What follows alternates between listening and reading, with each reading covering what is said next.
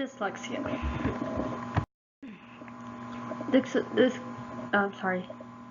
Dyslexia is the most common learning disorder. 5 to 10% of Americans are diagnosed with some form of dyslexia. It affects the ability to read, spell, write, and speak. It is not a vision problem, and it is genetic. Over to the right is some examples of what dyslexia could be for a person. It is commonly mistaken as switching letters, but that is not always the case. Diagnosis. A school or medical diagnosis can be performed. Family history has to be gathered. There has to be a strong understanding of a child's areas of struggle in school and at home.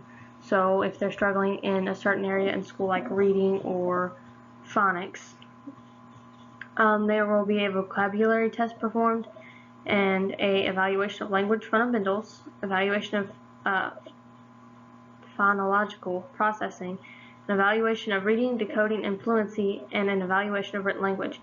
This shows them what form of dyslexia they have and how they're processing things. Parents.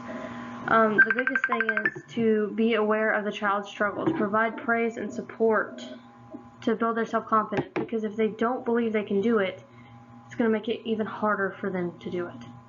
Never compare the child's work to another child's without dyslexia.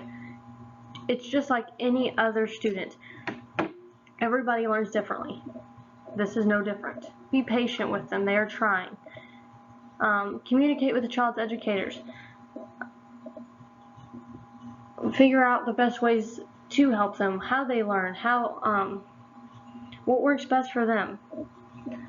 Assess the issue as soon as possible. As soon as there is an obvious problem, do something about it. I know I got to observe in a classroom with a student who had dyslexia, and the parents refused to acknowledge it. They would not help him, and it had a great impact on him.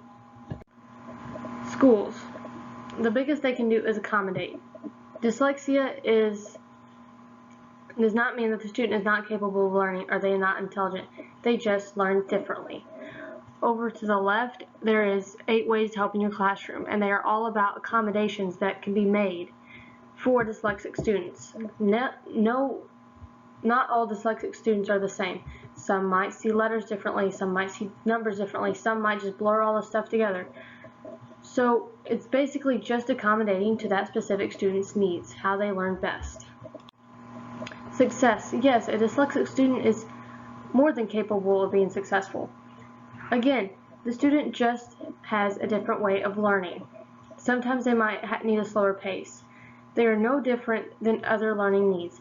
Some people need to move at a faster pace so they can understand. Some need to move at a slower pace. Some need it verbal. Some need it visual. Dyslexia is no different. You just have to find what works for that student.